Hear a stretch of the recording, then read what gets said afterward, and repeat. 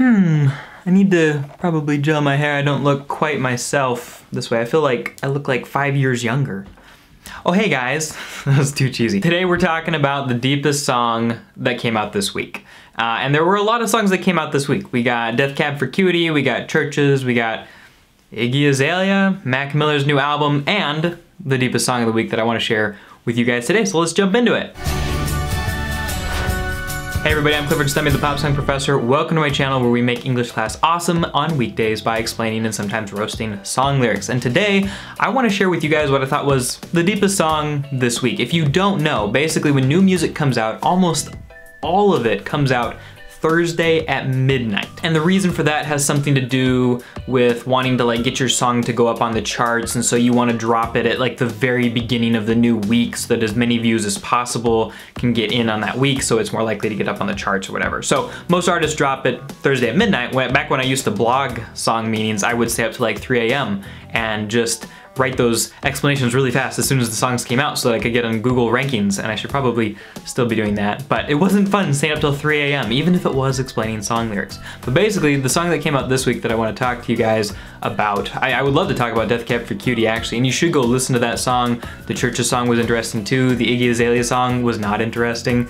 Mac Miller might have some stuff to say on his album, but the song that I'm excited about is Welcome to the Family by George Watsky, or commonly known as Watsky. This song is really interesting, and when I first heard it, I thought that it might be kind of to the fans and saying hey, welcome to the family of people who think like us and have the same struggles as people like us.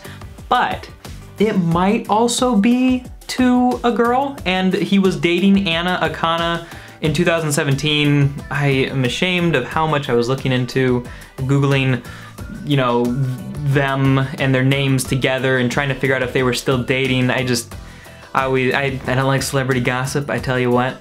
But I really wanted to know whether the song was to a female or whether it was to his fan base. And because I could only find pictures of them together or references to each other in 2017 and nothing more recent, I don't really know, and maybe you guys will know. Somebody comment down below some evidence or a link or something, and I'll pin it, and we can all know the answer about who this song is really about. But I think it kind of fits on both levels. And we'll look at some of the lyrics that maybe lean one way or the other. Let's go ahead and start with what he says in verse 1. But would you like to blow my mind and move too fast and plan our perfect lives together? A lot of this could be a vague metaphor for joining his fan base and kind of getting to know each other at concerts and through music and through social media. But he says you're tough to love when you don't love yourself. And I think that's a really good piece of advice. It's this idea that if you don't have some confidence and if you don't like yourself, you're gonna be kind of a jerk probably, and you're not gonna be the nicest person to hang around with, and so people aren't gonna be able to see the nicer parts of you that inspire them to love you. He says, well, welcome to the family. That's kind of something that everybody in his family apparently struggles with, or just kind of the idea that his group has that same problem and we're trying to figure it out together. Then we get into verse 2. My less exciting features are packed inside my body. They're crammed into the balcony, they're jamming up the lobby. And this is a really cool metaphor, something that he does. I will say, Watsky is really, really good at these visceral, compact, significant metaphors where he draws this picture that summarizes something so perfectly. And basically here he's talking about this fancy theater. So all of his less exciting features are there at the theater. He says, as the director flicks his wrist, the stage hand in the wing has got a silver chain he grips. And when he lifts, it opens up the velvet curtains of my lips, and I say, welcome to the family. It's the start of the play, and it's just a really interesting picture that it's so easy to have inside your mind. So I love how he writes lyrics. We get into verse 3, but I think that every family is a butterfly. Pretty from afar, pretty gross up close. Don't pity what we are, it's mostly unhideous, and I'm sitting at the bar with a beer. So cheers, come toast me. And I think that, first of all, that metaphor is really interesting. Yeah, butterflies are really pretty from afar, but when you look at them really closely, they're still a bug, and so they can be kind of gross. But it's cool how he draws that parallel to what a family is. And growing up, I felt like my family probably looked pretty good to most people from afar, but if you had gotten to know us a little bit more, you'd have found reasons to be annoyed with us.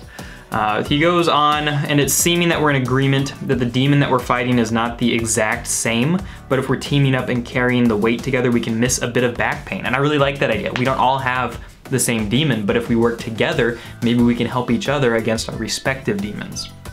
He says, and if you're into it, we can get up out the city, get a minute in the fast lane, get hitched in a chapel in Vegas, maybe get rich. Life is a craps game, and I take my cue from you. I don't know what you want to do about a last name. It's not so bad to be a Watsky. This as well could be, it seems like this is probably the part that seems most like it's about talking to Anna or whoever he might be dating. But at the same time, there's still like this slight gray area where it could be kind of more of a fan base thing.